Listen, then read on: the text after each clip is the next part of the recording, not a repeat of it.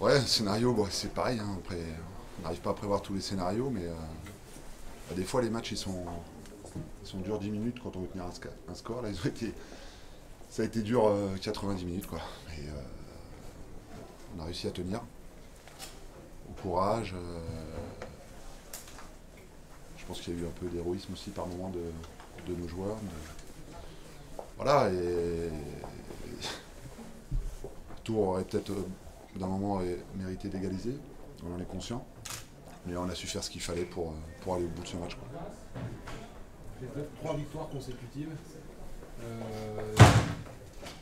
Voilà, on a entendu les chants, on a entendu sourire, on a entendu la fête. C'est un vestiaire qui va bien. Bah, effectivement, quand on gagne un match, c'est toujours mieux que quand on le perd. Alors quand on en gagne 3 d'affilée, vous imaginez bien ce qui régnait dans le vestiaire, mais voilà les gars, je leur ai tout de suite dit, maintenant les tourner sur la balle. Parce qu'il faut pas s'arrêter. Faut pas s'arrêter, ça peut vite retomber. Là on a réussi à créer une dynamique de victoire, de résultat, quoi, j'ai envie de dire, parce que j'inclus aussi le nul contre Niort. Donc à nous de continuer, à bien travailler dans la bonne humeur, mais dans le sérieux aussi. Satisfaction d'avoir vu que finalement, en effet, il y a eu beaucoup de pressing, ça a été compliqué en deuxième période. Il n'y avait pas beaucoup de ballons, il y avait beaucoup d'occasions tourangelles. Et finalement, cette défense qui était aussi une incertitude ce soir, en l'absence de Fortes, a tenu bon. Et toute l'équipe a tenu bon. Ouais, on l'avait travaillé cette semaine, donc on avait des certitudes en football, je pense qu'on ne peut jamais en avoir. Maintenant, on savait que c'était compétent.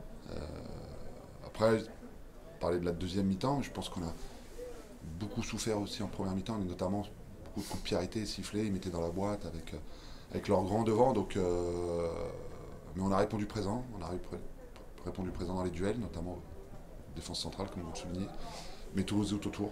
Les attaquants ont fait un pressing énorme pour empêcher la sortie. Il y a eu des courses de Ghislain, de Joseph, de Mathieu. Ben voilà, j'ai envie d'oublier personne, parce que quand on vient faire un résultat à Tours, dans la difficulté, j'ai envie de dire, c'est que tout le monde y a mis du sien à un moment donné, quoi. Est-ce que vous avez vu le classement, Christophe? Non.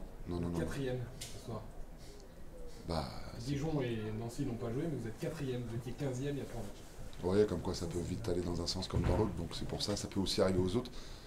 Donc en ce moment, c'est nous qui sommes dans cette dynamique, on va tout faire pour la garder, mais voilà, vous faites bien de me le rappeler, parce que ça peut arriver aussi dans l'autre sens. Donc aujourd'hui, on profite de ça. Après, on est à un tiers du championnat à peu près. Est-ce qu'il y a des enseignements à tirer? Je sais pas, mais en tout cas, ça va nous permettre de bien préparer le match de Laval. Votre bilan, à vous, il est mieux en mieux. Est-ce que ça remet en cause votre volonté de ne pas poursuivre C'est pas mon bilan à moi. C'est le bilan des mecs qui travaillent toute la semaine.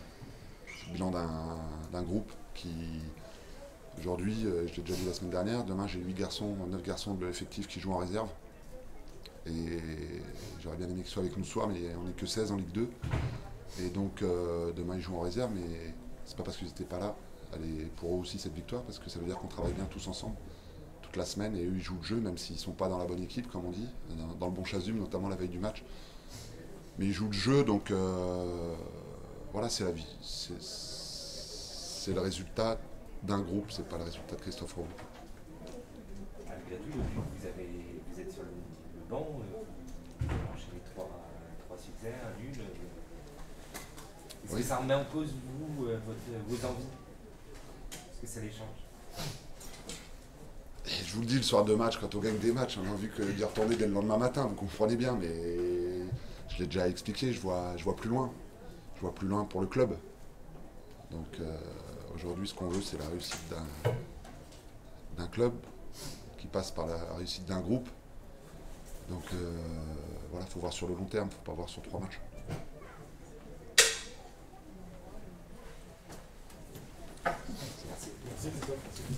Merci à vous. Est-ce que c'est le prototype du match frustrant? This is the football. Il faut la mettre dedans quand on peut. Il ne faut pas faire des cadeaux au niveau défensif. Mais J'ai dit à l'équipe qu'elle ne méritait pas de perdre. J'ai dit qu'il méritait même de gagner les matchs. Mais ça, c'est le football. Les zones de vérité sont dans le football. Tout le reste, c'est du cabaret. 16 mètres défensifs et 16 mètres offensifs. Il faut être performant là. On a pêché de ça, mais sur le contenu du match, je me suis félicité avec l'équipe parce que surtout la première mi-temps, ils ont fait un gros premier mi-temps. Et on n'a pas eu cette dernière geste pour la mettre au fond. Je crois qu'aujourd'hui, on a battu le record des frappes aux situations par rapport à tous les matchs qu'on a fait jusqu'à là. Deuxième mi-temps, on est reparti bien, mais c'est vrai qu'après, à la fin, c'était devenu un peu plus compliqué. Donc voilà, on a perdu les matchs. C'est dommage parce qu'il y avait carrément la place pour les gagner, surtout par rapport à ce que j'ai vu, les valeurs qu'il y avait sur le terrain, c'était nettement supérieur sur des tours. Oui, c'est sûrement la meilleure première mi-temps ce coup-ci que vous faites. Vraiment, il y a 6 occasions, je crois. Ah oui, c'est la meilleure, mais quand on ne fait pas un bon premier temps et on gagne 1-0, on se plaint. Moi, je préfère ça. Voilà, je préfère faire des mauvais premiers temps et gagner 1-0 plutôt que faire des super premiers temps, parce que voilà, c'est un peu une réponse à cette notre idée de recherche toujours de l'équilibre. Non, après, bien sûr, je ne pense pas que si on va enchaîner tous les premiers temps comme ça d'ici à la fin du championnat, on va perdre tous les matchs. Et ce soir, il y avait quelque chose de particulier c'était écrit qu'on ne pouvait pas gagner. Comment est-ce que vous expliquez ce but d'entrée? Mais il y a eu tout de suite une erreur technique de la part de Milosevic. Et après, derrière ça, une série d'erreurs de la part de tout le monde jusqu'à Camara. Donc, c'est vrai que j'ai eu du mal d'entrer à comprendre parce que j'ai eu la dernière sensation où j'ai eu même l'impression que Camara s'est arrêté. Je ne sais pas s'il attendait la siffle de faute, je ne sais pas, c'est vraiment particulier. J'ai de la tête ce coup de tête de Milosevic où il fallait dégager plutôt qu'appuyer. Mais après, il y a eu sûrement une série d'erreurs, une intervention où peut-être la défense s'est arrêtée parce qu'il croyait que c'était faute. Et c'est pour ça que j'ai cette dernière image de Camara qui s'arrête. Mais voilà, il faudrait revoir les images. C'est malheureux, c'est dommage parce que je pense qu'il y a 2 pénaltys sûrs parce qu'il y a 2 fautes de main. L'arbitre il a dit qu'il avait vu la main toucher le ballon, mais bon, il a retenu que c'était pas volontaire.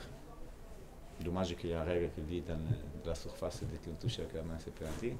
Mais on ne veut pas s'attacher à ça. Je pense que voilà, c'était pas la soirée. Même si on a fait un gros match, surtout après premier temps, c'était pas la soirée. Et comme j'ai dit tout à l'heure, ça c'est le football. Le but, vous prenez à la 21e seconde, c'est ce que je pense. Ça ne vous permet pas de réfléchir, comme d'habitude, vous savez, pendant l'intervalle. C'est vrai, je pensais moi aussi pendant la première temps, je me suis dit peut-être que c'est un mal pour un bien. Le fait d'avoir pris le but après 30 secondes parce que les risques de ce soir, c'était de trouver une équipe qui pouvait être contente de la qualification contre Angers, donc c'était un gros risque. Donc ça, c'est une réponse qu'on n'aura jamais, parce qu'on a pris le but après 30 secondes et on ne saurait pas si c'est parce qu'on voilà, était mené ou parce que l'équipe était dedans. Mais c'est vrai que pendant la première mi-temps, je me suis dit ça peut être un bien qu'on a pris un but tout de suite. J'ai mal pensé, parce qu'on a perdu. Le match raconté aux jeunes, le match Allemagne-Pays-Bas. Ah, je suis désolé, Allemagne-Pays-Bas, vous vous souvenez en 74 pour les Pays-Bas. Ouais, c'est vrai.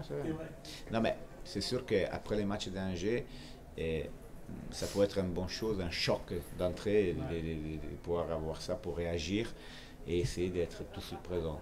C'est arrivé très tôt et très tôt. C'est arrivé tout de suite, mais l'équipe elle a fait tout. Hein. On ne peut pas dire qu'elle a subi ou elle était en danger. On a eu quelques dangers à la fin du match, mais c'était compréhensible parce qu'on avait tellement poussé que les espaces, les écarts, les lignes défensives et milieu, il n'y avait plus. Mais l'équipe elle a fait ce qu'il fallait faire pour récupérer. Cela étant, il y a quand même une action qui interroge quand même, c'est au début de deuxième mi-temps, vous savez, à la 46e, où il marque un but il est hors jeu, mais c'est pareil, c'est encore au bout d'une minute, sur le coup franc, on oublie. Et c'est vraiment... Oui, deux ententes de match où effectivement on pourrait être 2-0. C'est à voir quand même. Oui. Il faut que je vois ce qui s'est passé parce que c'est vrai que presque on ne la voit pas parce que le temps de commencer les matchs et on ne se rend pas compte de ce qui se passe. Et donc il faut que par vidéo on va voir ce qui se passe. Dans le scénario aussi, c'est vraiment, je sais pas, à la mi-temps si vous pensiez ça, quand vous attaquiez, mais qu'il y a le gardien qui faisait tout, c'est un peu le scénario type quoi, du hold-up. Oui, mais ça effectivement c'est aussi une situation que ça a déjà nous arrivé contre Créteil, où on perd 1-0 et au bout de 5 minutes, tout de suite on fait un cadeau et on prend le deuxième but. Donc c'est vrai que sur ces deux situations-là, on a eu cette problématique-là, donc alerte à travailler et regarder bien en vidéo. Et comme contre Créteil, comme contre Bourg-Perlat, c'est 3 matchs où vous pouviez basculer et vous installer la première moitié. Oui, même si je pense qu'à différence de Créteil et Bourg-en-Bresse, ce soir l'équipe il était quand même plus équilibré en phase offensive, il était présent, il a fait le job. Premier temps, on a poussé vraiment beaucoup et on n'a jamais eu vraiment des risques. Les risques vrais sont arrivés vers la fin parce que voilà, c'était un peu compliqué de garder l'organisation, mais c'est pas la même défaite que Bourg-en-Bresse Créteil. Là, je pense qu'on n'était pas vraiment présent, surtout à premier temps. Ce soir, je répète, je peux rien dire à l'équipe. J'ai fait une petite intervention dans le vestiaire par rapport au fait qu'il faut malheureusement tirer le maximum de cette défaite à niveau enseignement sur le fait que voir le premier but, dès qu'on fait un petit cadeau, à ce niveau-là, on le paye. Et là, on a fait insérer les petits cadeaux et on a pris le but. Alors, malheureusement, il faut tirer ça au niveau d'enseignement par rapport à la défaite, mais je lui dis que voilà, il ne fallait pas baisser la tête parce que voilà, moi j'aime pas dire on n'a pas eu la chance parce que c'est un mot que je déteste, mais c'est vrai que voilà, la réussite, comme on disait, j'aime pas marquer sur chance voilà, c'est une soirée Je suis quand même en première mi-temps bizarrement sur les coups de pied arrêtés, vous savez, ça faisait du billard. Oui, voilà. Et plus d'une fois quand même. C'est un soir négatif, noir. Voilà, c'est la vie, c'est le football, et on repart pour préparer les matchs de Brest, et voilà. Pour vous, en tant qu'ancien avant-centre, est-ce que c'est pas un petit peu rageant justement de voir un match où vous avez autant de situations devant le but et que finalement vous n'arrivez pas à trouver la solution pour plusieurs raisons, comme je disais, manque de réussite, un pied qui va contrer le dernier moment. Moi je suis rageant, mais bon, moi je compte 0 parce que je ne suis pas sur le terrain, je ne suis pas attaquant. J'espère que mes attaquants, en tout cas, qu'il était dans cette situation offensive et soit rageant parce que je pense que il faut se rendre compte que ça se passe tout sur cette situation-là. Il faut marquer, il faut avoir une autre rage quand on frappe, quand on cherche le but. Je ne dis pas qu'ils ne l'ont pas vu ce soir, mais c'est vrai que trop d'occasions loupées dans un match que, je répète, je crois que une dizaine d'occasions ou situations de but dangereuses et on l'a eu. Après, il y a eu quand même Farnol qui a fait deux arrêts, un sur Kouakou important une autre sur Luca Miracoli importante.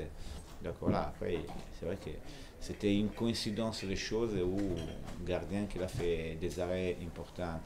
Nous, on était vraiment pas efficaces, et il a fait que... Mais je répète, le contenu de l'équipe il était là. L'équipe, même après un match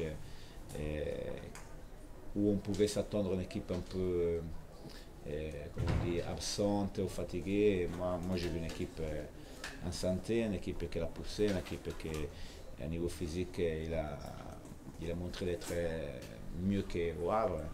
Et donc voilà, c'est la frustration, mais qu'est-ce qu'on doit faire? C'est la frustration, c'est la frustration de ne pas vraiment avoir quand même pris un point sur un match incroyable. Messieurs.